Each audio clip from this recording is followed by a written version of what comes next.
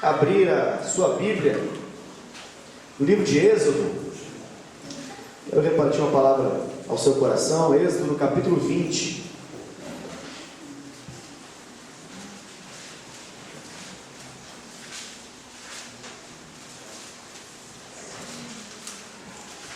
Êxodo capítulo 20,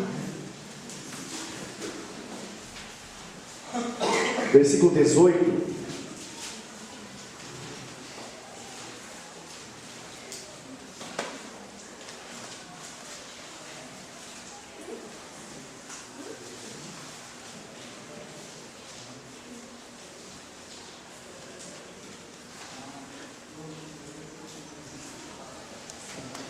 Amém? Conseguiram achar? Êxodo, capítulo 20, a partir do versículo 18, nós vamos ler do versículo 18 até o versículo 21.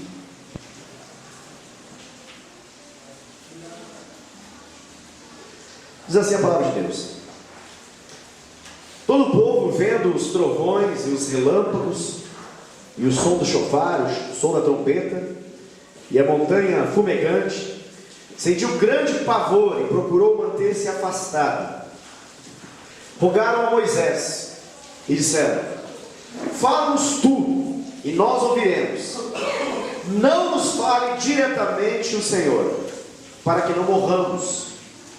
Moisés encorajou o povo, dizendo: não temam, Deus veio para vos provar, e para que o seu temor esteja entre vocês, para que vocês não venham a pecar. O povo ficou longe, e Moisés aproximou-se da nuvem aonde Deus estava. Até aqui. Amém, queridos? Glória a Deus. Eu gostaria de repartir a palavra com vocês. E essa palavra se chama fé emprestada. Fé emprestada. Estava pensando algumas coisas hoje na elaboração dessa mensagem, e uma das coisas que eu creio que mais é um dos assuntos mais falados, justamente porque essa geração é uma geração que vive muito em função disso que eu vou dizer, é a respeito dessa velocidade que hoje o mundo está. É como se o mundo estivesse numa velocidade acelerada. O ritmo é alucinante. Talvez para quem é um pouco mais velho aqui no nosso meio, talvez seja ainda do tempo em que as coisas parecem que passavam um pouco mais devagar. Mas hoje temos a impressão de que os dias eles passam cada vez mais rápido. A impressão que nós temos é que parece que ontem foi o dia do final do ano, parece que ontem foi o dia que nós tivemos a virada, e na verdade hoje nós estamos aqui nos últimos dias do mês de junho, ou seja, já se foi um semestre, já se foi metade do ano, já estamos virando a outra metade, e daqui a pouco 2014 está aí, e assim vai. Parece que cada ano que passa mais rápido do que antes, na comparação dos tempos. O tempo continua sendo o mesmo, 24 horas, um dia continua tendo a mesma contagem, o mesmo número de horas, e assim também o ano, e assim o tempo continua sendo contado do mesmo modo. Mas parece que há uma velocidade acelerada das coisas. Parece que nós fazemos muitas coisas. Existe até mesmo um termo para essa nossa geração. Os sociólogos, os especialistas dizem que nós somos, e principalmente aqueles que nascem nessa geração que eu estou mencionando, são da geração fast food. Ou seja, da geração comida rápida. Esse é o nome em inglês para fast food. Então, o que é isso? Na verdade, para muitos parece que a maior invenção e mais maravilhosa invenção da nossa geração é justamente o macarrão instantâneo, porque ele é uma prova viva da capacidade que nós temos em tão pouco tempo de fazer alguma coisa que nós aceitamos como sendo alguma coisa boa, né? Talvez você aceite como uma coisa boa, mas aqueles que conhecem comida, gastronomia e coisas boas a serem comidas sabem que o macarrão instantâneo está longe de ser alguma coisa boa. Mas a nossa geração aceita isso passivamente. É rápido, é um fast food. A nossa geração ela se acostuma a ir nos restaurantes, fast food. Nós vamos em restaurantes que tem comida pronta, rápida. rápida, você não precisa fazer esforço algum, você em 10 minutos está ali, você entra, come e sai, coisa rápida, é coisa muito rápida. Nós estamos nesse clima de velocidade extremada, de modo, por exemplo, que a internet, né, que, se não todos, a grande maioria faz uso de internet. Não sei se você é do tempo que a internet fazia um barulho. Como é que o barulho que a internet fazia, Samuel?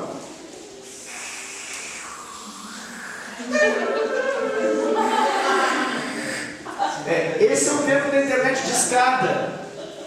Se você nunca ouviu esse barulho, você não é desse tempo, seja bem-vindo. Que bom que você está aí. Mas nós, assim, do século passado, aqueles que nasceram no outro século, vivenciamos esse negócio aí. O tempo que você ia para madrugada para poder acessar a internet, porque era gratuito, né? Ela caía, aí voltava, e assim ia, né? Ou custava um pulso, né? Você pagava o valor de um pulso, então era uma coisa assim muito irrisória, né? E isso mudou. Hoje, se a internet de algum modo cai, a gente fica muito bravo, né? Nós somos um tempo que a gente acessava o programa, dava tempo de você fazer a comida e voltar, o programa ainda estava iniciando. Você inicializar o Windows, ou sei lá, até hoje, o Windows ainda continua sendo um problema. O Windows não mudou muita coisa. Mas no geral, assim, hoje em dia se aperta e rapidamente, questão de alguns minutos, você quer que tudo venha a funcionar. Agora, nos últimos anos, a coisa mudou mais ainda. Hoje, agora, não é apertar uma tecla. É uma loucura apertar uma tecla. A gente não quer mais apertar uma tecla, a gente quer apertar uma tela. De vez em quando a gente até se bate, assim, porque a gente vai digitar, não é touch. Aí a gente lembra que tem teclado, né? Quer dizer, essa geração. Nós somos essa geração. Então a gente vive aquilo que os analistas de comportamento chamam de um estresse tecnológico. O que é o estresse tecnológico? O estresse tecnológico é quando você aperta e aquilo não faz no tempo que você gostaria, então você se estressa. Olha que estresse chique esse, né? A gente se estressa, é um estresse chique esse. É o estresse de você apertar o controle remoto e não ligar. Você descobre que a pilha está fraca, você fica bravo, né? Porque é muito dispendioso, né? Muito chato você ter que se levantar e apertar o botão do power, ou apertar o botão do canal, o volume para ligar a televisão, de repente ela está em stand-by. Não é mesmo? Então a gente não está mais habituado a coisas que demoram. A gente gosta das coisas extremamente rápidas. A gente gosta que o sucesso da nossa vida seja rápido. Sim ou não? Sim. Né? Vamos dar um exemplo assim. Os livros que mais vendem são livros que têm uma proposta no título de que você vai fazer uma leitura rápida e vai ter um sucesso muito rápido também. Sei lá, podemos pensar algumas coisas, por exemplo, 10 passos para você vencer a crise. É um livro que vai vender. Se fizer um livro com esse título, são só 10 passos para vencer a crise. Não são 35, são 10 passos. Certo? 10 capítulos, talvez 10 páginas para cada capítulo. Muito também, né? Mas são 10 passos. Se você descobrir cada passo, você vai vencer a crise. Então, nós não queremos uma coisa mais elaborada, do tipo assim, pensar em como administrar melhor a vida, descobrir os pontos que nós não estamos indo bem, mudar hábitos que já estão infiltrados na nossa vida e que precisam ser mudados para que a gente possa sair de uma crise. Não, a gente não quer isso. A gente quer 10 passos para sair da crise.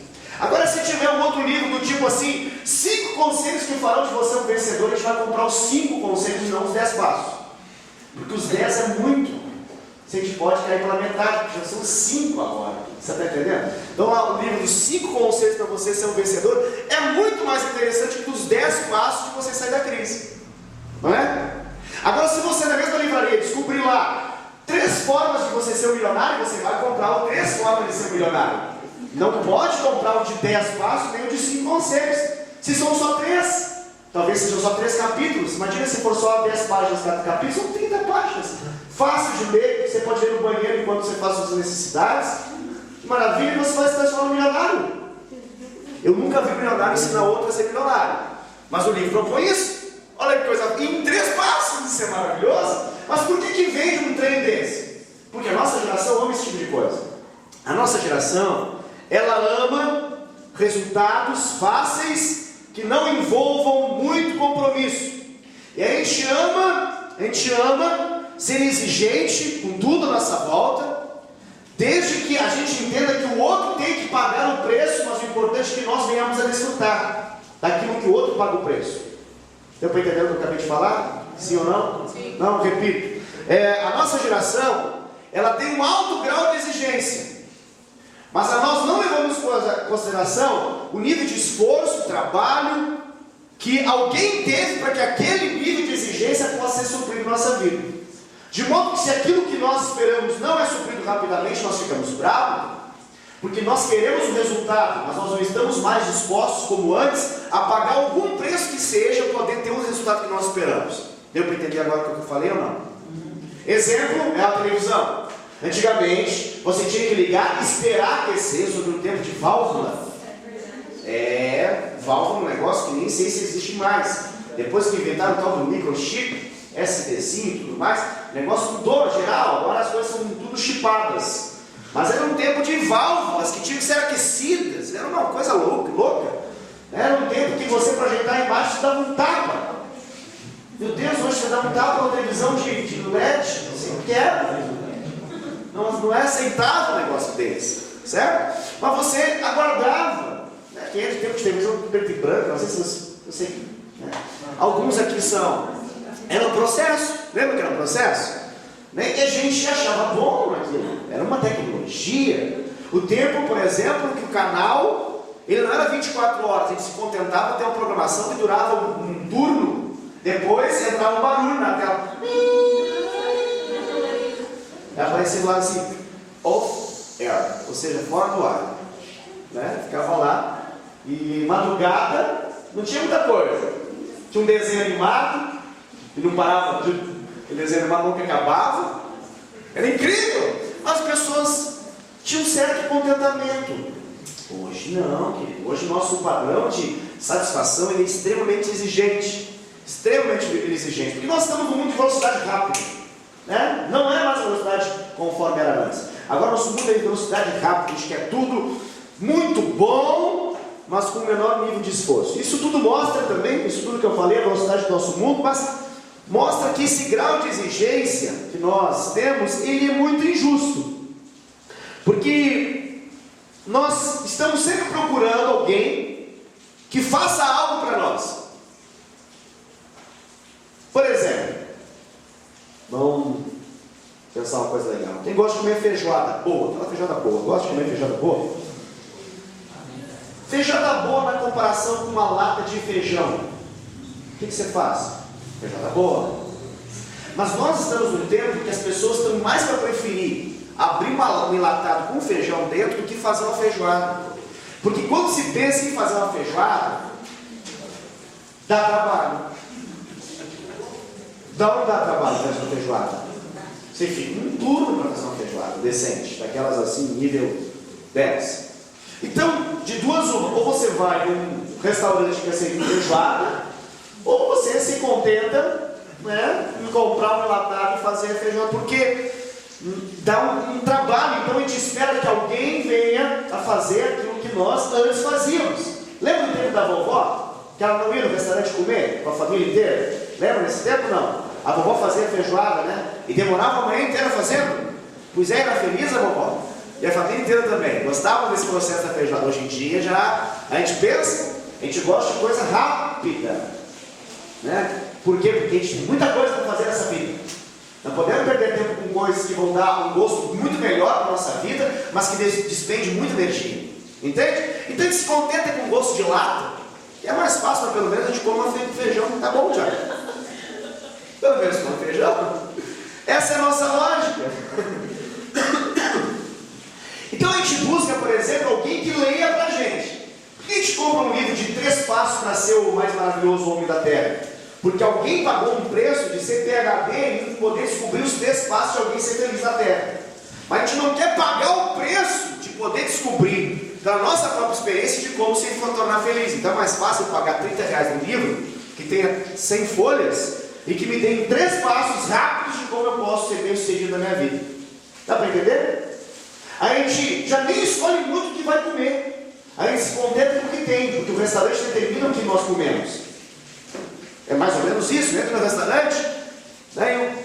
Tá, é isso aí. É o cardápio da minha. Eu já não tenho esse desejo de ir atrás de coisas para poder fazer o meu. Porque a falta de tempo determina isso. Eu entendo isso. Porque nós gostamos e nós nos enchemos de coisas que possam gerar no nosso conceito, a nossa mentalidade, nosso coração, esse ar de que nós estamos bem ocupados com muitas coisas, por isso não temos tempo para quase nada. Mas o problema disso tudo, querido, é que em meio a esse, vamos assim dizer, terceirizar o serviço para tudo na nossa vida, e esperar que alguém faça o serviço para nós, para que nós possamos obter, às vezes nós fazemos isso também com a fé. E o mais problemático disso tudo é que nós temos a tendência de procurar alguém que busque a Deus para nós, por nós também. No texto que a gente leu aqui, você está vendo um texto interessante em relação a isso.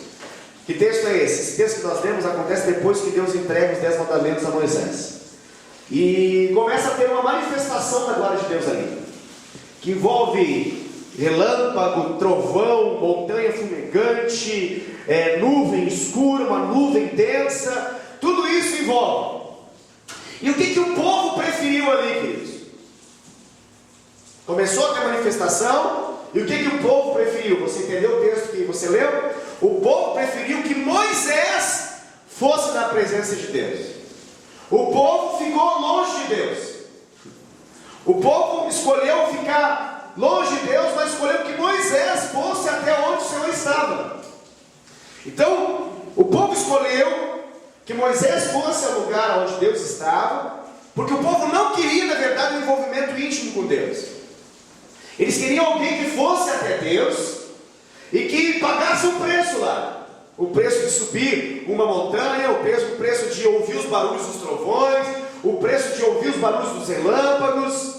Alguém que pudesse depois descer da montanha e que pudesse trazer mastigado tudo aquilo que fosse revelação de Deus para o povo. Olha que coisa interessante. É a nossa lógica, a lógica da mastigação. Alguém tem que mastigar para a gente só come e já está bom. E já dá um certo trabalho no nosso entendimento comer.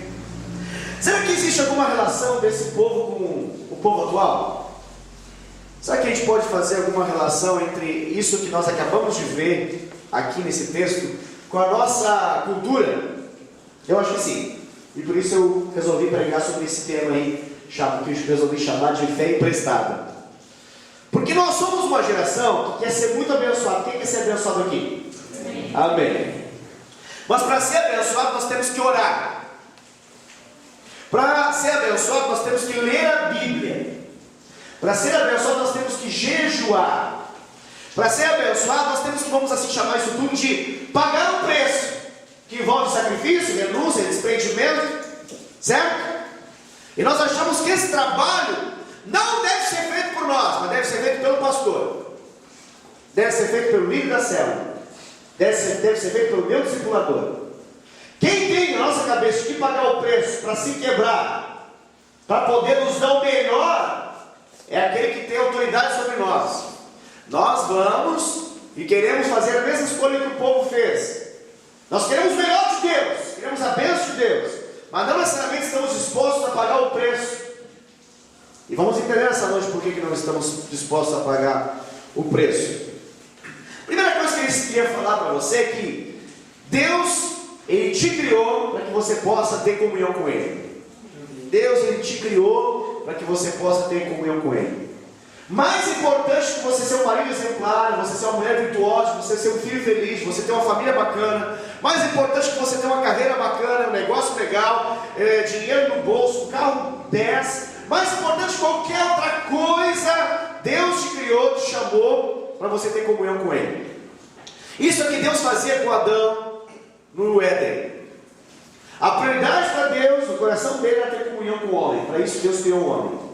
Deus criou o homem com os atributos que o homem tem, o ser humano tem, porque Deus quer e sempre continua querendo, até hoje, Ele ama e deseja ter comunhão com o homem. Por quê? Porque Deus tem um desejo no seu coração de se revelar ao homem, e tem um desejo de que o homem possa se revelar a Ele. e que isso possa gerar uma amizade, um relacionamento íntimo de amizade. Deus tem esse negócio, ele gosta de companhia. Deus olha para a gente e espera que nós possamos ser a sua companhia.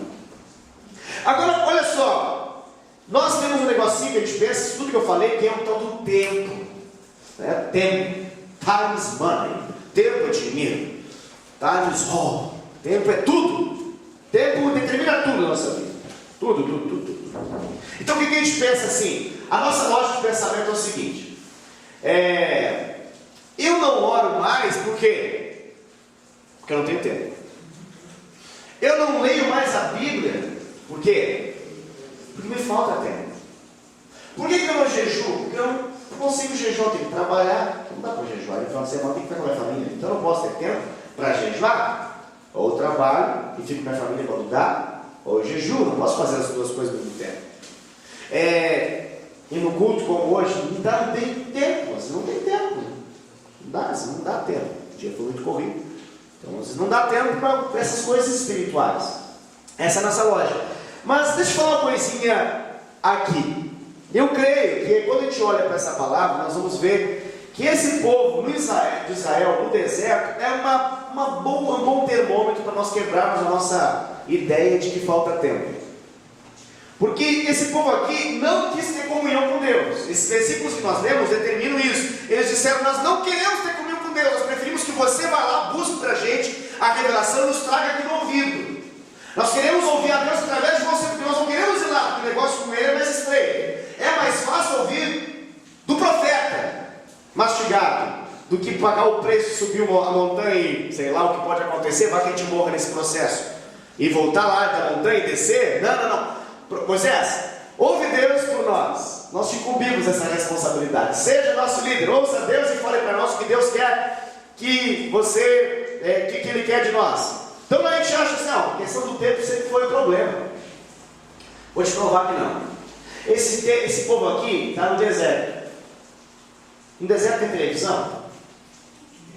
Não tem televisão. No deserto tem internet? Não tem internet. Facebook? Tem Facebook? Não tem Facebook. Futebol? Tem futebol. No deserto tem futebol.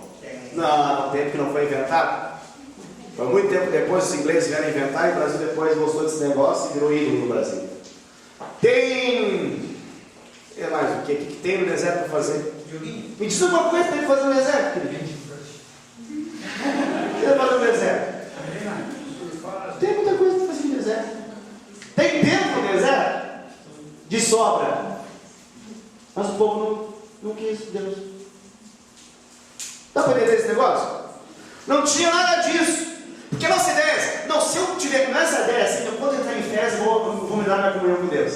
Porque eu preciso de férias. Férias vai resolver minha comunhão com Deus. Eu não consigo hoje, porque eu saio de casa cedo e chego muito tarde. Mas o dia que eu fico em casa, é Deus purinho, 100% de Jesus ali comigo.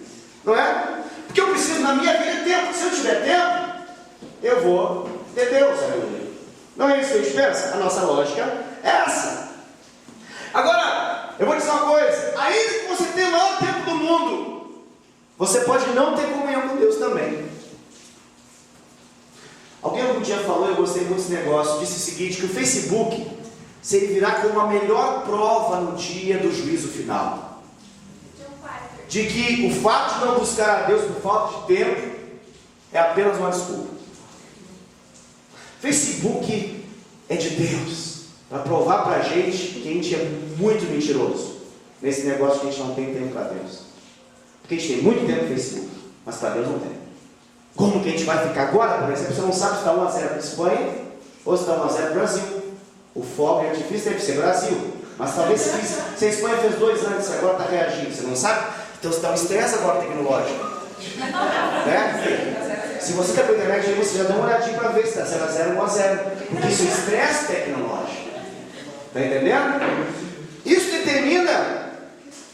determina o quanto esse negócio nos controla. O quanto as coisas da atualidade nos controlam. A gente está aqui, será que chegou agora? Será? Você pensa, será que quem fez o gol do Brasil? Porque estourou focos aqui. Então, alguém fez o gol do Brasil. Né? Será que foi o Fred? Foi o Fred? Isso prova pastor é uma benção. Ele sabe falar uns negócios que puxa aquilo que ele quer ouvir. Isso prova, querido. Deixa eu fazer uma perguntinha. Se você estivesse diante da rainha Elizabeth, tá? Tivesse audiência com a rainha, você daria tempo para poder dar uma olhadinha no Facebook para ver se o Brasil e Espanha estava 1-0 no Brasil? Não daria, né? A Elizabeth poderia mandar um guarda dar uma espadada na sua cabeça.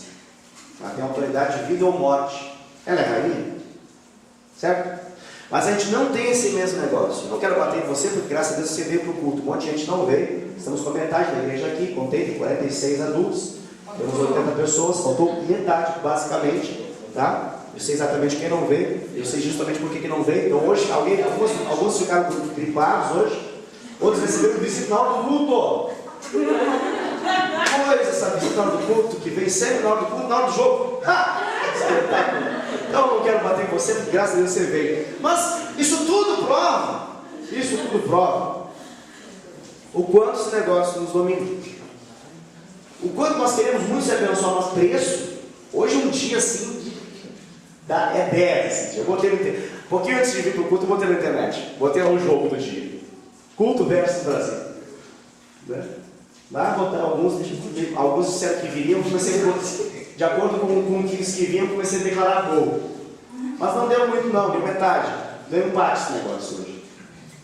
Na comunidade aliança deu empate, não sei se você veja, de repente o golpe está melhor. Mas aqui está metade. Então, queridos, isso mostra pra gente como é que as coisas de fato são. E o quanto, na verdade, estou dando um exemplo do jogo, mas na verdade pode falar em relação a muita coisa. Nossa vida é controlada por esse estresse tecnológico, a gente precisa ver as coisas que estão acontecendo. Tem gente que não dorme bem se não acessar o Facebook para saber tudo o que aconteceu, as atualizações, os posts novos, o que aconteceu no dia, meu Deus, sabe, que nem o alcoólatra que fica tremendo, porque ele tem que, né?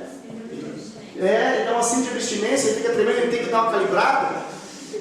Tem gente que está assim hoje, desligar a televisão um dia, meu Deus, é o maior sacrifício da terra para algumas pessoas. Ficar um dia sem televisão, com a televisão desligada, é uma loucura, meu Deus do céu.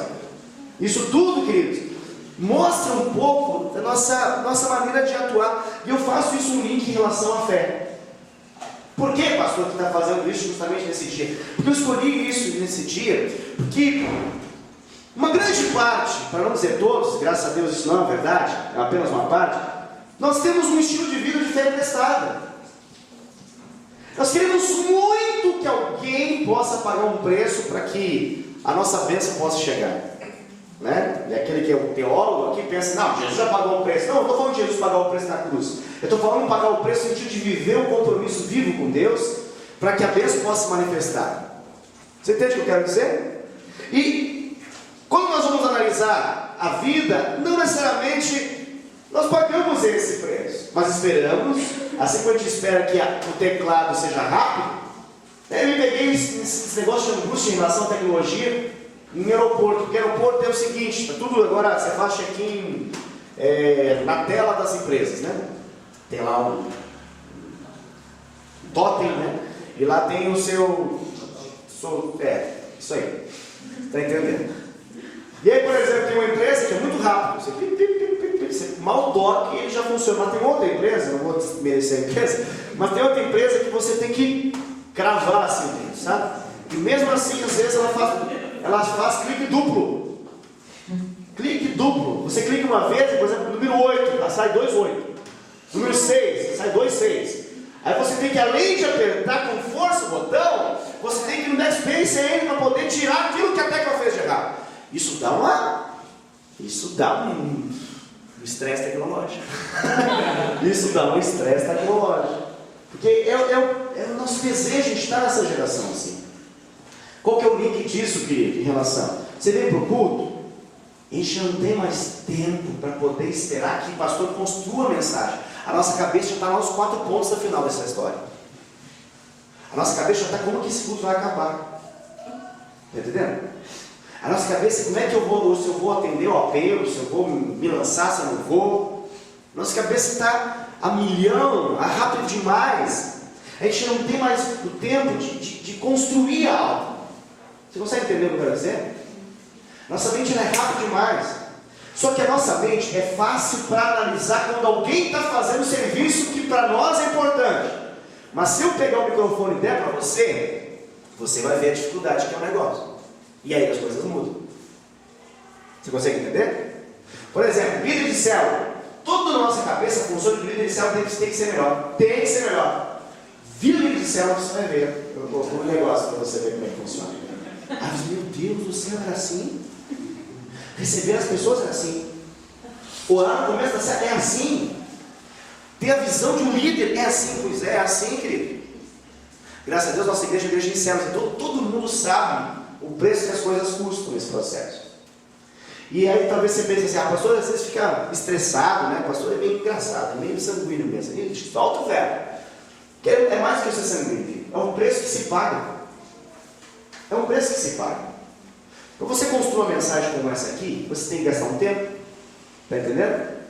Então, por exemplo, quando você vem a um culto, eu sei que você não é o alvo disso que eu estou falando, porque você é um crente atento. Mas se você vem a um culto e você escolhe ficar no celular, ir no banheiro, ficar tomando água, ficar fazendo qualquer outra coisa, você está dizendo para mim, você está dando um recado para mim, que eu não valho nada.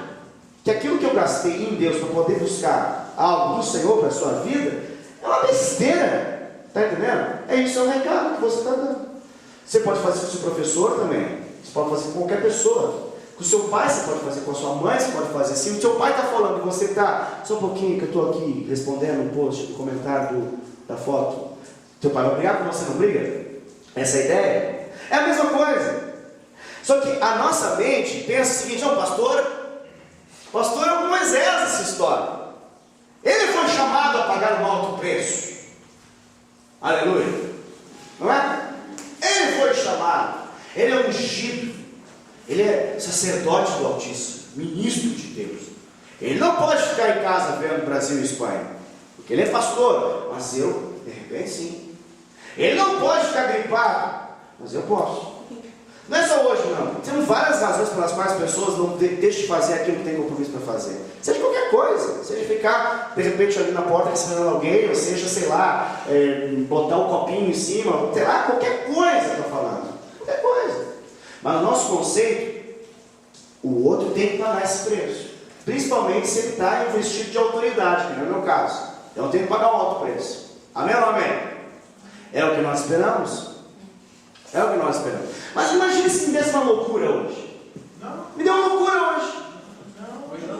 Hoje me deu uma loucura. Não vou no culto. E eu chegasse em casa e falasse, hoje não vou no culto. O que você pensaria de mim? Sairia da igreja. Por quê? Porque eu não atendi a sua exigência. Então você teria um bom motivo para você sair da igreja e procurar uma igreja mais próxima da sua casa, que não exigisse tanto trabalho, do que contar com um pastor irresponsável como eu, que não cumpre com aquilo que foi chamado a fazer. Essa expectativa o povo tinha. Deixa eu anunciar o que está aqui. O povo sabia que Deus tinha compromisso nesse negócio. Eles avaliaram a sua vida e viram que eram sujos, pecadores, murmuradores. Eles não queriam esse tipo de compromisso. Eles queriam aquilo que Deus queria dar para eles de bom, mas não queriam pagar um preço nenhum nesse negócio. Então Moisés era o santo nesse negócio, o separado para a glória de Deus. Ele que suba a montanha, ele que gasta o tempo com Deus, ele que veja relâmpago, trovão, nuvem e tudo mais. O importante é que chegue a revelação para mim no final desse negócio. Querido, isso é infantilidade da nossa parte. Se nós temos essa postura, nós somos infantis. Nunca cresceremos, nunca seremos grandes. Ficaremos profetizando se seremos grandes para 10 anos na frente e não seremos porcaria nenhuma. Enquanto a gente viver com essa expectativa de que o outro tem que fazer o negócio e a bênção tem que chegar, fast food, nós não seremos nada nessa terra de bom. Nada. Deus precisa quebrar essa lógica. Precisa quebrar essa nossa visão. Porque essa visão é muito parecida com essa que eu estou falando aqui. Esse texto me saltou aos olhos porque eu vi aqui e falei, olha que povo interessante, mas é o povo. Continua sendo o povo de Deus, é o povo de Israel que nos representa. Porque de certo modo nós esperamos tudo. Nosso discipulador não pode ser nada de ruim. Porque senão a gente acha um bom motivo de trocar para o discipulador. Não tem. Se fazer o mesmo pastor Wesley, porque o meu discipulador não me entende. A frase que mais eu ouço de gente que não cresce é: meu discipulador não me entende. Ninguém fica olhando o discipulador orar, jejuar, buscar a Deus. Não, isso não vale nada. O que vale é que o discipulador falou uma coisinha mais ou menos que eu não gostei. Por exemplo, hoje você pode estar irritado comigo e se ficar, o problema é seu. Está entendendo? Porque eu estou falando um negócio duro mesmo. É duro que eu estou falando. Não é moleza, não. É duro. Mas é justamente que duro, isso aqui que está saindo aqui, essa 1 hora e meia que eu fico pregando, não é uma coisa que eu faço assim porque, né? Que legal, não foi chamado para esse negócio. Você acha que eu fui chamado para gastar minha vida, para ficar gastando a cada uma semana num culto, 1 hora e meia para jogar a conversa fiada? Não, querido. Eu vim aqui porque eu quero, no nome de Jesus, ministrar o seu coração para que nós venhamos a viver essas grandes coisas de Deus. Que nós venhamos a viver essas grandes coisas. Que não seja apenas 1 ou 2 que pagam um preço mais caro nesse negócio para que todo mundo seja abençoado no final do dia. Não, mas porque nós venhamos a pagar um preço. Amém? Eu sei que alguns vão ficar nesse negócio simplesmente olhando. Eu sei. O percentual desse está na Bíblia, a gente sabe qual que é o percentual. Mas eu espero que você não seja esse percentual. Eu espero que você não seja esse povo que fica simplesmente vendo. Sabe? Quando você pega esse Êxodo 13, você vê Moisés. Você vai entender o que acontece com Moisés. A Bíblia fala o seguinte: a Bíblia fala que Moisés estava fazendo uma coisa que qualquer um faz, trabalhando. Certo? Ele estava lá cuidando do campo, estava lá pastoreando o seu rebanho. E um dia aconteceu um fato extraordinário que todo mundo chamou a atenção, ou seja, ele teve uma manifestação de Deus. Qualquer pessoa nesse lugar, aqueles que não vieram, aqueles que ainda vão vir, todo mundo gosta de manifestação de Deus. Todo mundo gosta de manifestação de Deus. Em Êxodo 3, Deus escolheu se manifestar. Sabe como é que Deus fez? Deus colocou fogo numa sarça. Tem uma sarça lá e pega fogo. Detalhe aqui: sarças pegavam fogo, mas aquela sarça passou 1 minuto, 2, 10, 15 minutos e a sarça não se consumia, ou seja, aquela sarça não morria, ela não se destruía, ela não se desintegrava. E isso atraiu ele, a sarça atraiu ele. Mas quando ele chega diante da sarça, uma voz lá dentro da sarça falou com ele. E aí se define, porque sarça que arde, todo mundo vai atrás. Agora a voz que fala de dentro da sarça, aí é outra coisa. Porque quando a voz que fala na sarça falou com Moisés, a voz conseguiu ser mais forte do que a sarça ardente. E aquela voz fisgou a Moisés. Era Deus ali, dentro daquela manifestação. Tem muitos que só ficam na manifestação. É o acampamento, retiro, evento, qualquer coisa. Tem que ter sempre um barulho. Tem que ter sempre um trovão, um relâmpago, um chofar batendo, gritando, alguma coisa. Tem que ter um movimento, tem que ser uma sarça. Aí eu estou bem com Deus. Agora olha o negócio. Isso faz parte para todo mundo. Todo mundo chama a atenção quando a manifestação acontece. Mas só os íntimos vão além da manifestação e buscam a voz de dentro da sarça. E aquela voz dentro da sarça chamou ele pelo nome e liberou um propósito para a vida dele. Ele deu um chamado, tinha uma missão dentro daquela sarça. Mas nós somos da geração que nós gostamos do barulho da sarça, do fogo, da glória. Eu fico imaginando a nossa geração. Nossa geração típica, que eu vou narrar a nossa geração em relação à sarça ardente. Se acontecesse a sarça ardente agora, a gente pegaria mais rapidamente uma câmera digital, tiraria 360 fotos para colocar no Facebook, para poder relembrar isso para toda a eternidade, para todo o resto da nossa vida. E a gente iria medir os comentários, os posts, a gente ia ficar comentando e fazendo comentário. Essa era a graça do processo. Quantas vezes Moisés viu a sarça arder novamente? Não fala. Por quê? Porque a sarça ardente não era mais importante do que a voz que falou com ele. Está entendendo? Agora deixa eu fazer uma pergunta para você. Me responda. Quantas vezes depois Moisés buscou a voz? Quantas vezes ele subiu na montanha novamente? Quantas vezes a sarça ardeu? Uma. Quantas vezes ele buscou a face de Deus? Um monte. Umas 20. Ele subiu a montanha. Viu sarça? Não sei. Não diz. Está entendendo, querido? Só que nós, a nossa visão é do imediatismo. Nós queremos o barulho, o externo.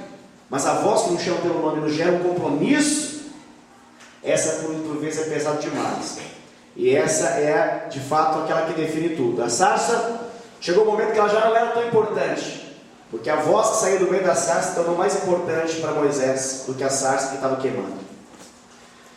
Sabe por que tem muito cristão que não tem compromisso com Deus? Porque tem muito cristão que se contenta em ficar admirando a sarça que arde. É muito lindo.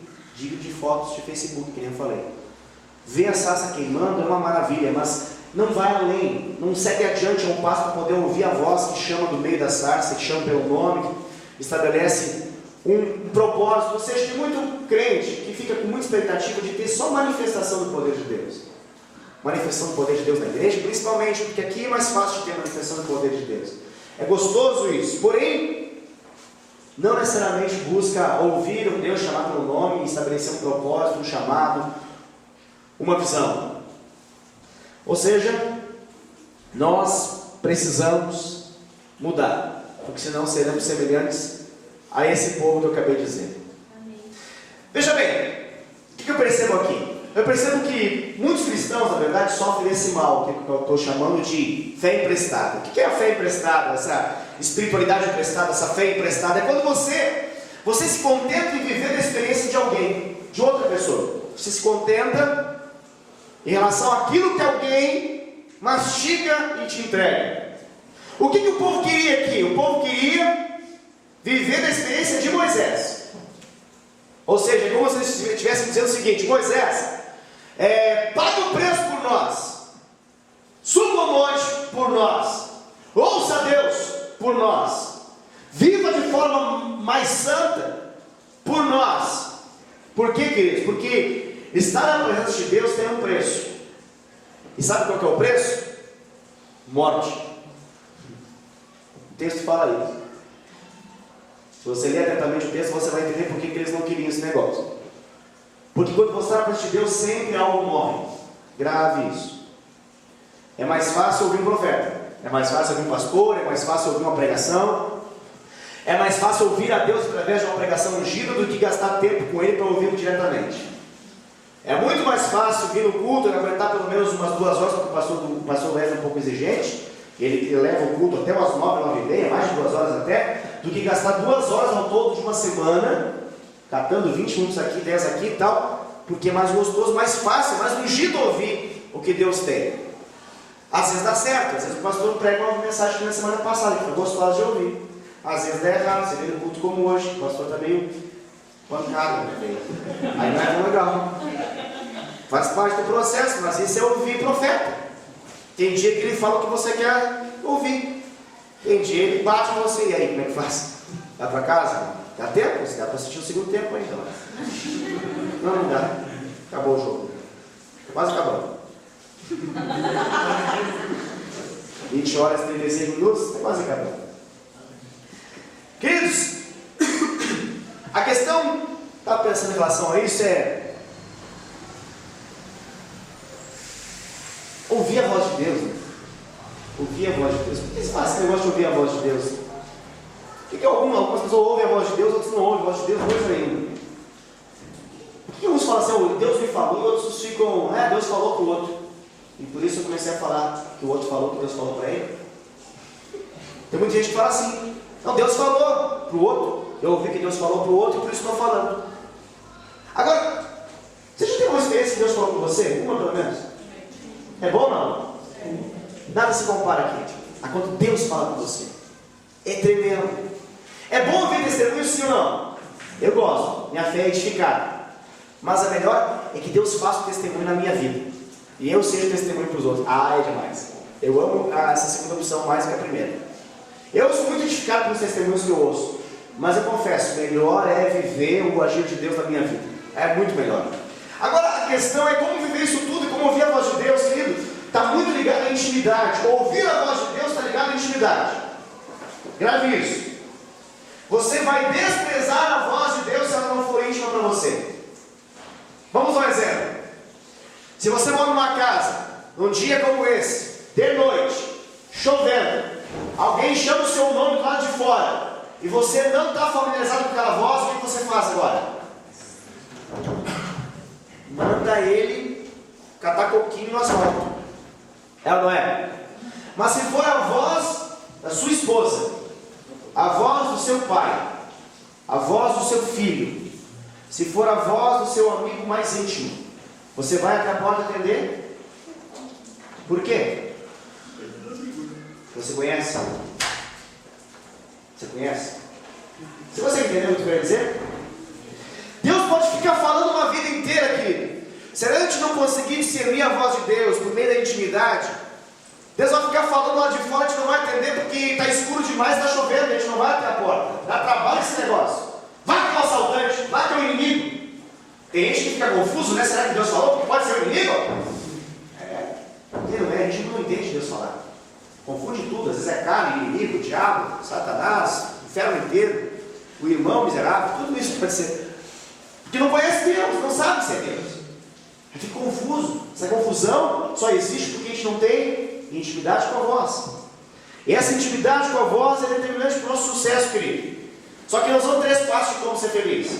É um processo de intimidade. Intimidade não se constrói uma noite de prazer. Isso a prostituta dá.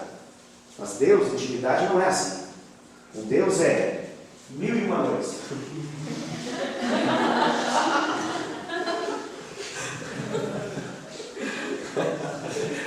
Essa veio rápido. Às vezes vem. Você entendeu, né? Então onde eu quis chegar. Mas tem gente que se comporta com Deus como se comporta com a prostituta, que é tudo que ela pode dar, mas não quer compromisso com ela.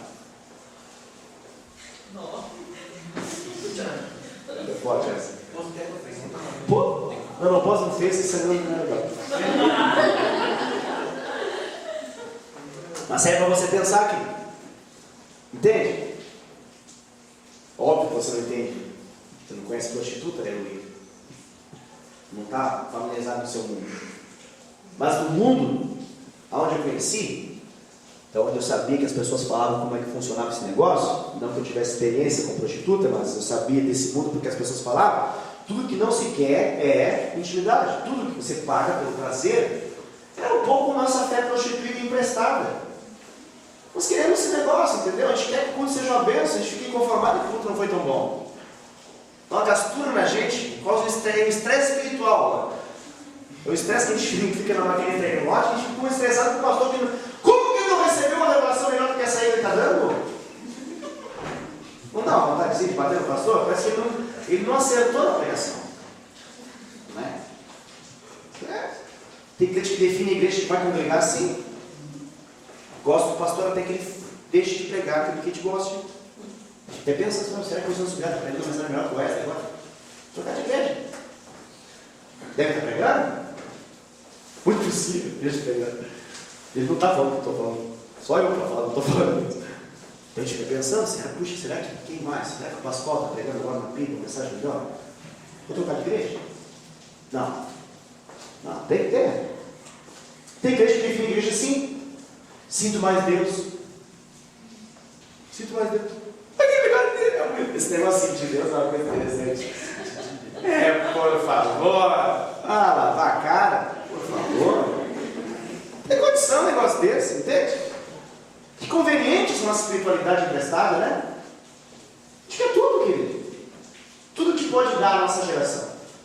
Se a gente troca a nossa tecnologia de acordo com a melhor, com a mais eficaz, tem gente que fica esperando até que a visão deixe de dar aquilo que eu quero dela. Está entendendo? Amor e cuidado. Só que ninguém diz que amor e cuidado, de vez em quando tem que dar uma pancadinha por amor. Chama-se vara da correção. Aleluia. Mas é amor e cuidado? Muito amor e cuidado. A gente tem uma vara. Vou começar esse processo lá em casa. O Eliel já está começando a se atrever. Vamos meter vara nele. Tem que fazer, tadinho. Deixa crescer para você ver o que faz. Bota para ver na tua casa depois. Melhor agora. Começa a envergonhar a mãe e o pai, já tem que começar esse negócio. Tem condição. Vai fazer um vacinado lá, meu filho. Não vou deixar virar um vagabundo marginal, tá louco? Mas é um processo, porque eu amo e cuido dele. Tá entendendo? A Bíblia fala que Deus dá pancadinha com a gente com muito amor e carinho, dá uma varada boa, vocês. Que nos ama. Deus não bate no filho dos outros, não bate no filho do diabo, não é dele. Agora, no filho de Deus, Eu levo cada um. Meu Deus, como eu levo. Nossa, eu levei agora antes do culto, eu estava levando só. Estava tentando me servir Deus aqui, ele só me batia.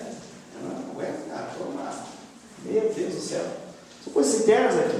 Deus me bate. Porque eu me cobro muito. Eu me cobro muito, porque eu sei que o que a gente vive aqui é um reflexo da minha vida com Deus. Então, o que acontece, por exemplo, aqui num culto como hoje, significa que eu tenho que aumentar pelo menos o dobro da minha oração. É assim. Se as palavras que eu tenho que sair da minha boca não têm unção suficiente para poder fazer com que a pessoa escolha o culto e não o jogo, significa que eu estou orando muito pouco, não está tendo tanta autoridade, tanto poder. Então, é uma pancada. É uma pancada. Precisamos que o povo seja melhor. E um povo vai ser melhor à medida que a gente seja melhor também como ministro. Eu me cobro assim, espero que você também possa se cobrar como líder de célula, discipulador. Em nome de Jesus. Um pai olha para os seus filhos, os filhos dão trabalho. Vai culpar a sociedade? Vai culpar o mundo? Não, culpa do pai, da mãe. É ou não é? Não é um pensamento que um pai e mãe têm, quando o filho começa a dar trabalho um monte, tem que chamar na escola, tem que ensinar não sei o quê, o que acontece? É o problema da sociedade que está corrompida? Não, querido. Papai e mamãe não estão fazendo serviço de casa. Então Deus fala comigo. Deus fala com você, fala comigo também. Aí se eu dou qualquer pancada, a pancada vem comigo primeiro. Os 10 minutos iniciais do culto eu estava só aqui. Resolvi falar em línguas. Melhor. O que sai para lá de fora, os outros acham que uma vez. Não, está só um espírito aqui. É isso, querido. Cada pessoa que sai da igreja por motivos banais, todos, para mim, eu fico, meu Deus, eu preciso melhorar. Preciso amar mais, preciso cuidar melhor, preciso ser mais crente. Por quê? Porque eu não me vejo do lado do povo. Eu me vejo do lado de Moisés buscando a Deus. Eu sei que vai ter um povo, mas eu não quero ser um povo nesse sentido. Está conseguindo entender? E meu anseio, não é porque eu sou pastor que eu quero ser Moisés nessa história. É porque eu creio que essa é uma geração que precisa se levantar na posição de Moisés, de ir e permanecer no seu lugar. Você entende o que eu quero dizer? Eu espero que você esteja entendendo. Está um pouco confuso talvez a administração, está bem elaboradinho, me desculpa aí, mas eu espero que você esteja entendendo o que eu estou querendo dizer. Porque senão a gente vai ser infantil sempre lá de cada história. Ai, que coisa, não foi bom. Para com isso, pelo amor de Deus. Cria vergonha na cara, seja responsável em Deus, amadureça, seja homem, seja mulher, se você é mulher, para de ser infantil, para de querer tudo na boca. Eu dou uma mastigada na carne e boto na boca do Eliel, porque é um nenê. Entende? É um nenê. Quero para ele. Faquinha, vou lá trabalhando. Nenê. Mas daqui a pouco, não.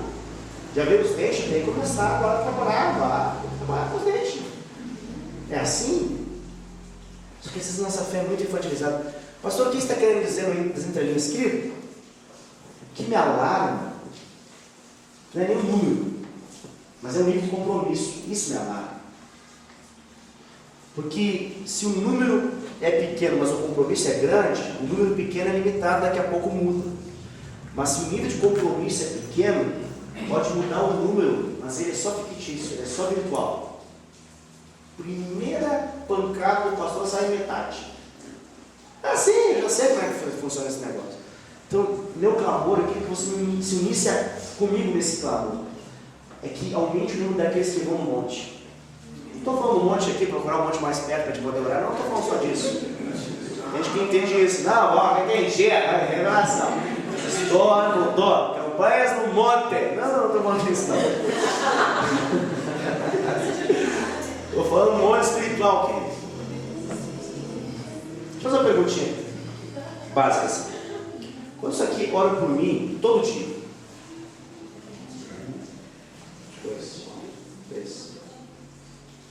3. Obrigado pela sinceridade. 3, amor. De 46. Os outros nem vieram. Média do calendário.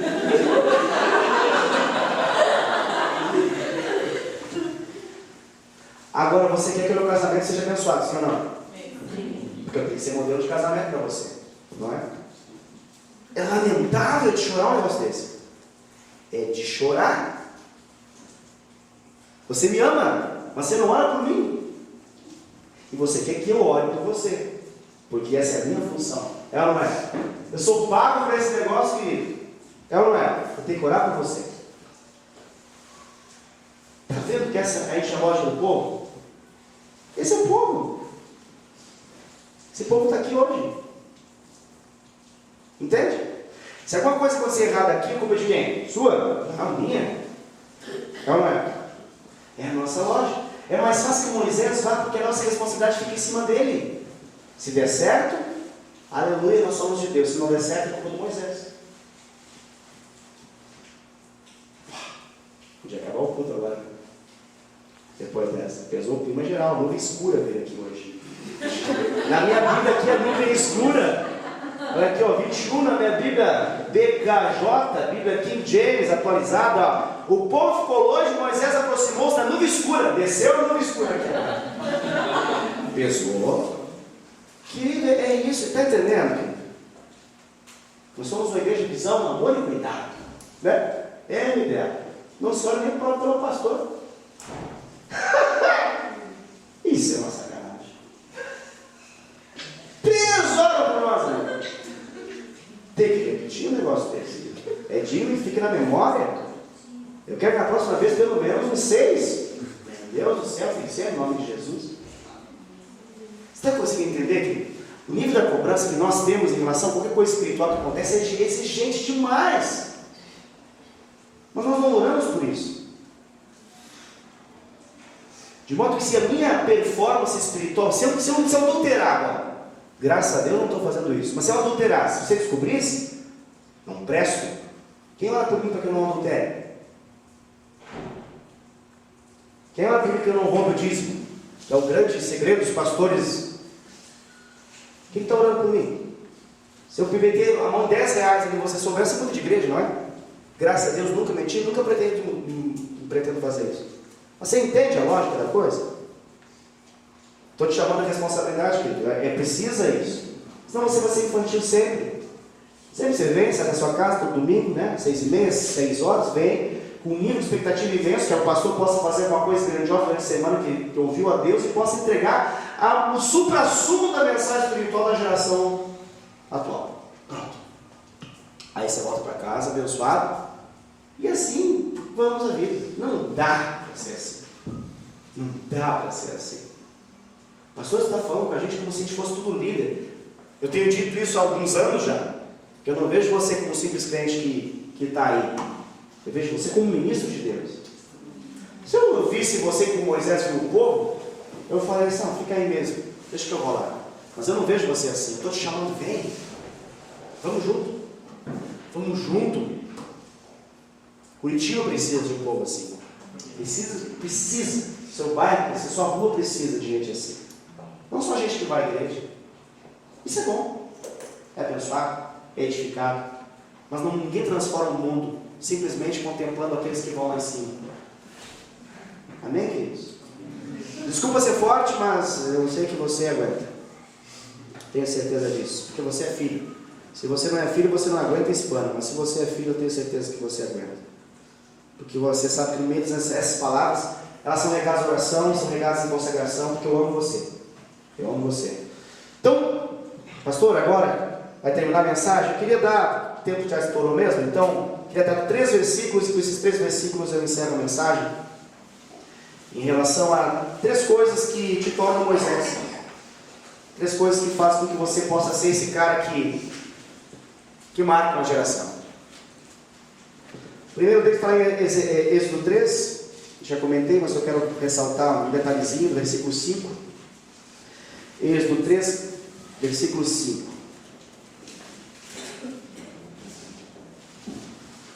Vamos mudar a liturgia do culto. Vamos mudar. Vou botar uma foto nossa agora. Mas é que nem a Igreja da Paz faz. Botar a nossa foto, botar a foto do pastor Luiz, da esposa. Para ver pelo menos 1 minuto de oração. Precisamos disso. Precisamos disso. Aí vamos botar na liturgia pela obrigação fazer mudar, no nome de Jesus, a realidade. Você vai ter pelo menos 1 minuto a partir da liturgia. Acho que é o culto que vem já pode fazer isso. Vamos botar no meio da nossa liturgia. O que é liturgia, pastor? Eu queria saber esse nome. É o que acontece durante o culto. Pelo menos 1 minutinho para lá por a sua cobertura espiritual. Amém? Fazer isso? Amém. Mudar essa realidade, no nome de Jesus. Não dá? 3 pessoas orando, meu Deus do céu. Ô, pasme. Vou chorar depois de Deus, com certeza. Estou chorando agora para você pregar. A vontade está grande.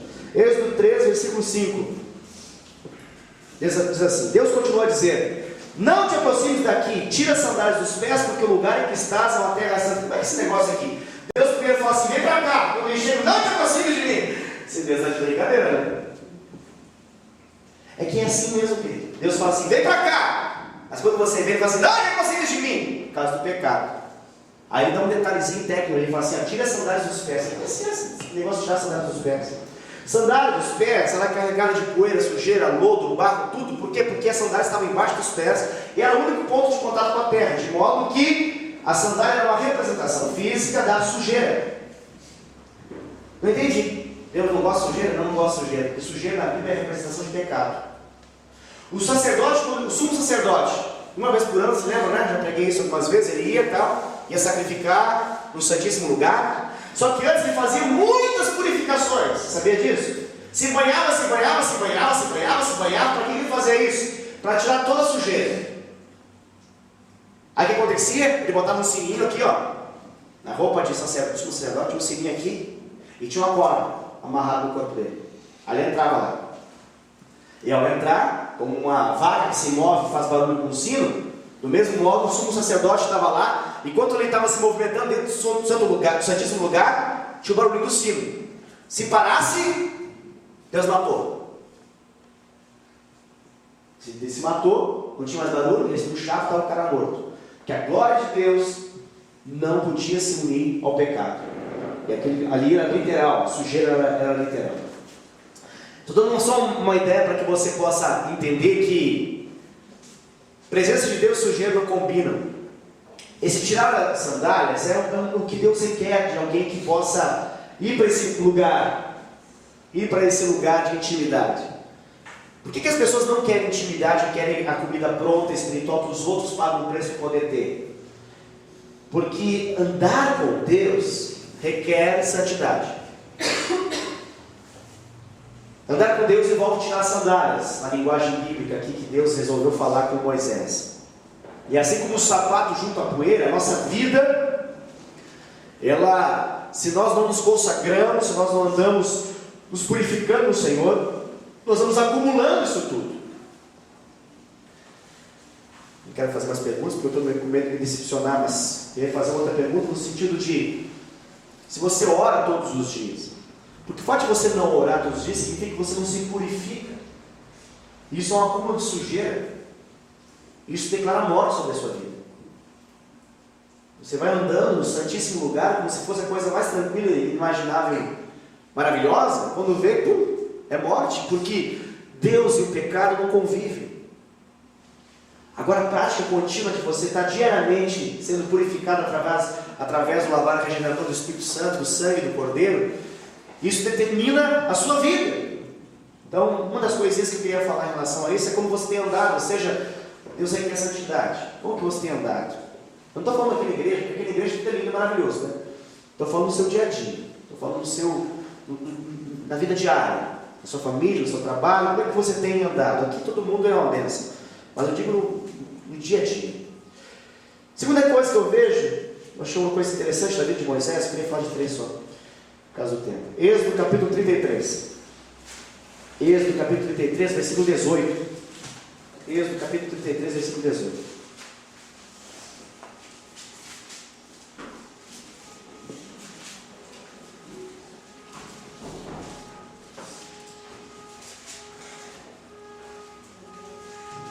Deve ter ganhado.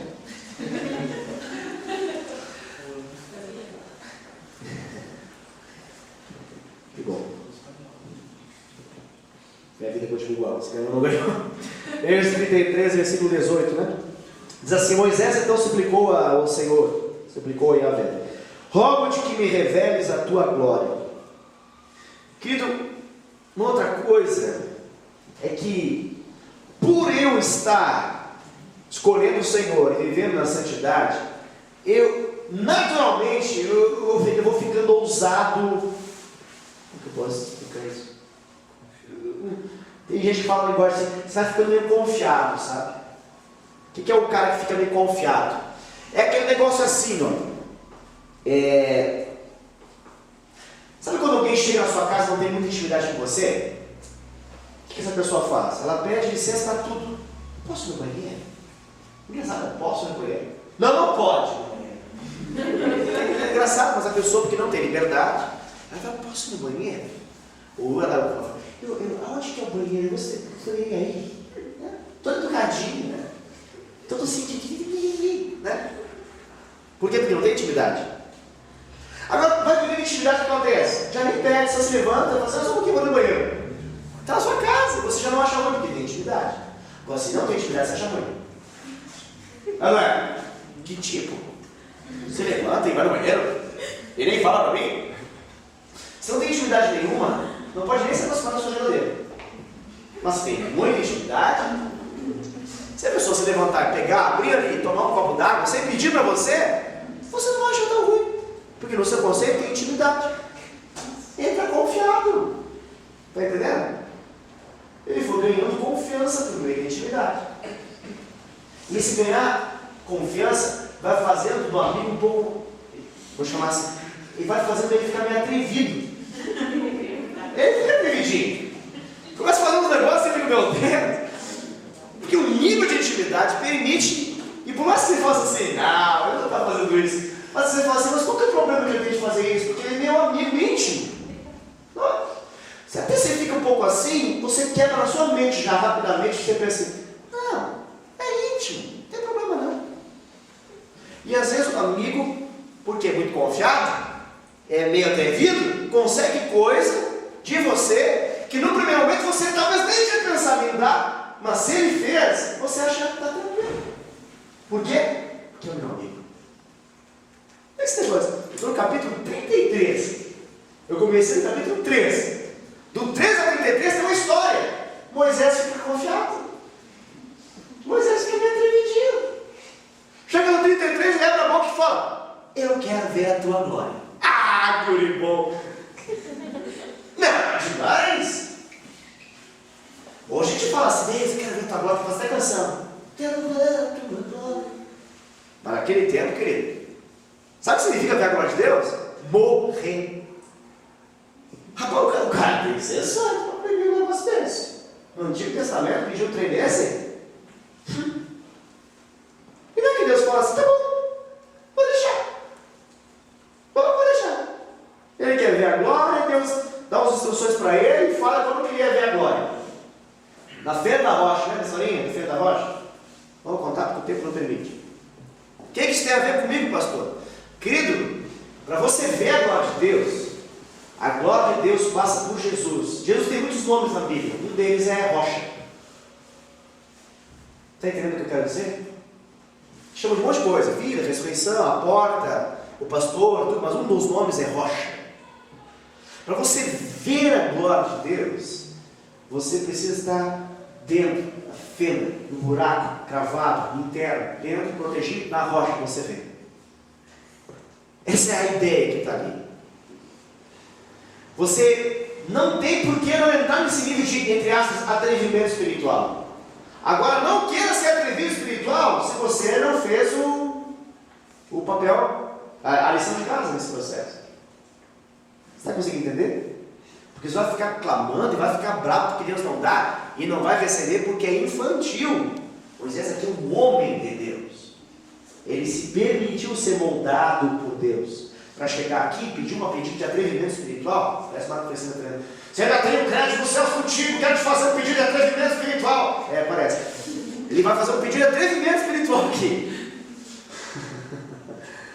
E nesse pedido de atrevimento espiritual ele pede: eu quero ver a tua glória. E o Senhor orientou, falou: farei passar diante de ti toda a minha benevolência, diante de ti proclamei o meu nome. Senhor, terei misericórdia de quem eu te decidi ter misericórdia, terei compaixão de quem eu desejo ter compaixão. Pensador, não poderá ver a minha face, porque o ser humano não pode ver a minha face e permanecer vivo. Eis aqui um bom lugar junto a mim. Esse aqui é demais. Olha o que Deus está falando para ele. Eis aqui um bom lugar junto a mim. Mas Deus também é brincadeira. Deus tinha um lugarzinho para Moisés. Para mim, a gente encontra espaço, não encontra. Olha o que Deus está falando aqui, ó. Eis aqui um bom lugar junto a mim. Meu Deus do céu. Põe-te sobre a rocha. Isso aqui é coisa para mim. Sabe o que a gente quer? A gente quer servir a Deus, a gente quer descobrir os segredos de Deus, a gente não quer gastar tempo com Deus. Olha que coisa ilógica o nosso raciocínio. Por exemplo, eu tenho uma fortuna, eu tenho bilhões de reais, estou prestes a morrer. Eu preciso destinar esses bilhões, porque eu não tenho nenhum herdeiro, a alguém. Passa você na minha frente. Nunca te vi mais gordo ou magro. Tá? Aí você chega e fala: dá-me da tua glória. Eu vou dar. Fala, você foi simpático no pedido, vou te dar. É ilógico nós pensarmos isso. Mas é assim que nós pensamos muitas vezes em relação a Deus. A gente vem, faz os pedidos que vão ser provados, e a gente fala: me dá a tua glória, Senhor. Mas isso, querido. Aí Deus fala: tem um bom lugar junto a mim, na rocha.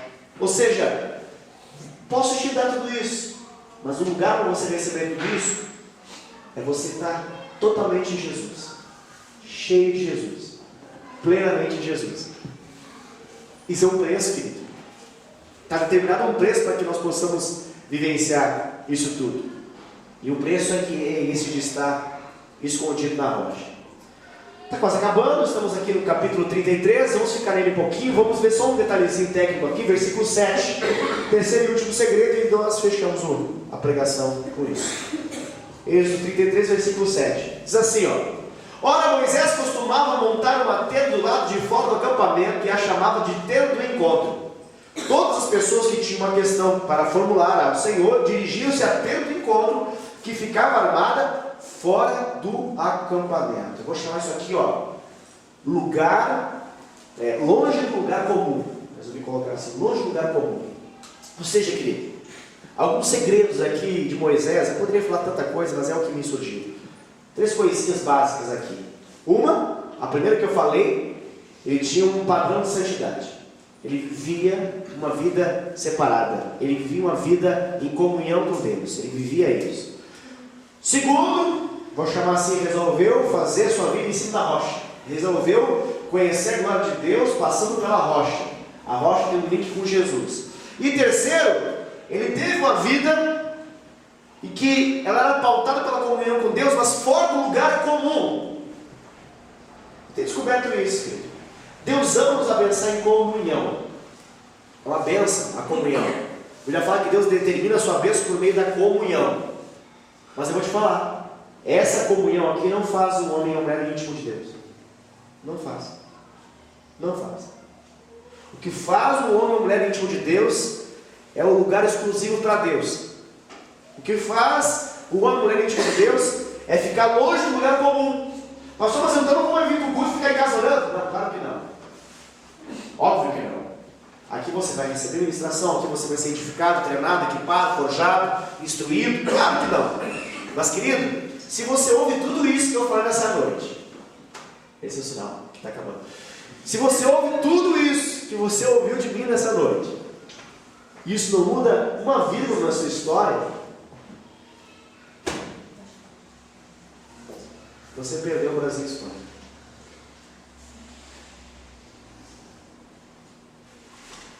Para você isso vale uma coisa, podia ter ficado em casa e ver se o Brasil ganhou pelo Brasil. Sabe o que você entendeu o que eu quero dizer? Para você poder, você perdeu fazenda. Eu não perdi nada porque eu não ia assistir mesmo. Não ia assistir mesmo, graças a Deus. Que bom. Obrigado, Leonora.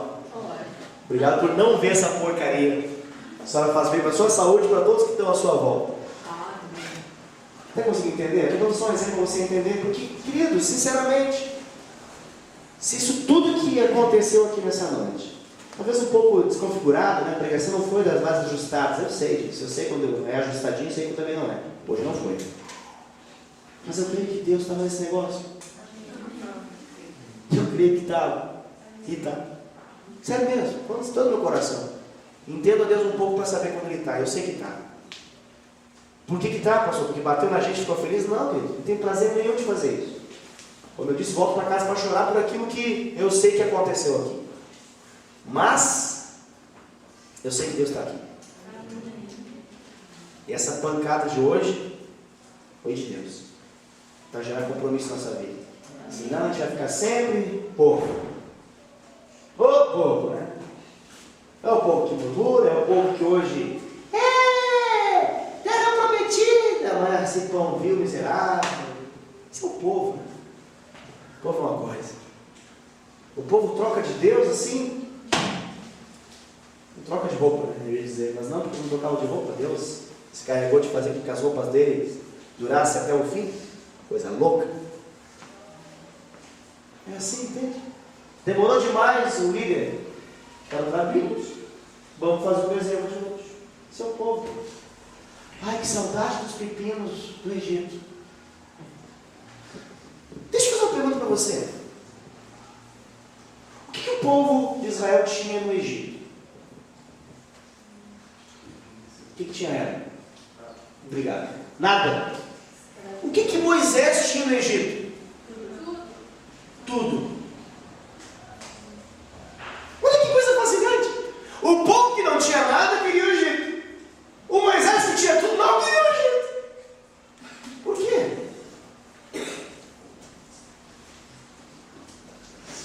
Porque a voz da sarça era mais importante que a sarça ardente.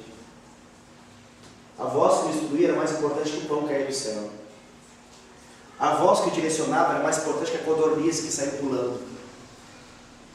A voz que falava com ele era mais importante que o trovão, que o relâmpago, que a nuvem escura, que a coluna de nuvem, que a coluna de fogo, que o mar que se abre, que o mar que fecha. Era mais importante que tudo isso, querido. Mas o povo queria Egito. Tinha nada lá. Para pensar no Egito, tem que pensar em pepino. Imagina pensar em pepino para querer colocar no lugar, pelo amor de Deus. Ai, o alho, a cebola, o pepino. Moisés tinha tudo, querido, ele era elite. Ele tinha tudo. Por que ele não quis o Egito, pastor, se ele tinha tudo lá? Porque lá não estava Deus. Ele queria Deus. Por que você quer ir para o céu, hein? Por quê? Quer paz eterna? Você quer paz? Vai para o Zen budismo que você vai ter paz. Paz. Porque ela tem felicidade. Querido, cheira uns negócios aí. Nossa, dá uma loucura dentro da gente. Entendeu? Por que você quer ir para o céu? Porque ela não tem problema, querido. Toma uns alucinógenos bons que o problema vai embora, você fica legal. Está entendendo? Para com esse negócio do benefício, simplesmente. O benefício que tem. Você tem que querer ir para o céu, porque Deus falou que Ele vai estar lá. Por que você não quer ir para o inferno? Porque lá tem filme de terror 24 horas. Lá você vai ver muito sofrimento, e é pior que a Deep Web.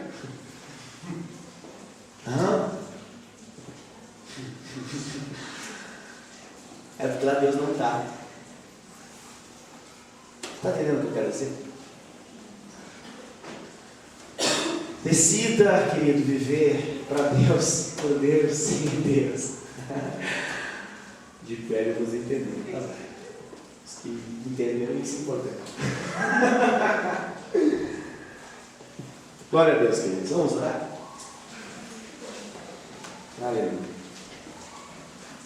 Aleluia. Eu tenho um sonho no meu coração. O sonho de uma igreja forte. Então, o que é igreja forte? É igreja grande? Não necessariamente. Não vai ser grande, naturalmente. Ele tem um sonho de um povo que ama mais a Deus do que tudo. Que ama mais a Deus do que a sua profissão. Que ama mais a Deus do que a sua família. Eu tenho um sonho de andar com gente assim. Tenho um sonho de uma geração de pessoas à minha volta apaixonados por Jesus. Mas apaixonados assim até o tutano do osso, sabe? Que vivem para Deus. Que estão dispostos a pagar qualquer preço pela mão do seu Senhor. Eu sonho por esse povo. Eu quero, em nome de Jesus, ser um instrumento de Deus para poder estar perto desse povo. Deus me dê a graça de poder influenciar esse povo, para que esse povo venha à existência. Eu quero muito isso. Essa é a minha oração, querido. Essa é a minha oração. Essa é a minha oração. Ah, como eu quero isso.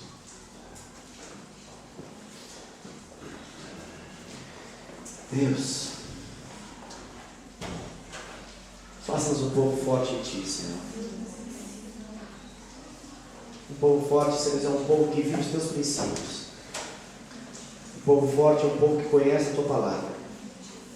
Um povo forte é um povo que vive a Tua palavra. E um povo forte é um povo, Senhor Deus, que influencia o mundo de acordo com a Tua palavra. Senhor Deus, não nos permita nos iludir, Senhor Deus, pelos números. Mas que nós possamos alegrar, Senhor Deus, pela vida das pessoas vivendo a Tua vontade, vivendo na rocha de Cristo. Senhor Deus, por favor, Senhor Deus, faça com que nós possamos ser um povo, Senhor Deus, mais submisso, mais obediente. Mude o nosso coração, Senhor Deus, obstinado pelo Egito, sendo que o Egito não pode nos dar nada.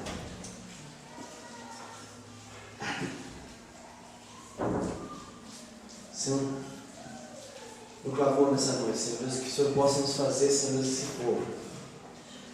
esse povo triunfante, que caminha sobre a terra, Senhor Deus, como vitorioso, porque vês, Senhor Deus, as coisas mais importantes a serem vencidas, que é o pecado, o mundo e o diabo. Por favor, Senhor Deus, eu clamo, Senhor, que a comunidade de aliança, Senhor Deus, seja levantada, Senhor Deus, nessa cidade, nessa região, como uma igreja forte, não apenas como mais uma igreja, Senhor. Tem tantas, Pai. Nem precisaríamos ser uma igreja só para ser apenas mais um número de igrejas. Nós temos um chamado, Senhor Deus, de sermos uma geração forte. Um povo, Senhor Deus, que confia no Senhor, sempre é um povo forte. Nos ensina, Senhor Deus, a confiar em Ti, por favor. Por favor, Pai. Me dói, Senhor Deus, me dói o coração de saber que temos tanta teologia, tanta Bíblia. Se eu recitar um versículo e começar um versículo, Senhor Deus, esse povo que está aqui na minha frente hoje, ele tem condições total, Senhor Deus, de completar o versículo.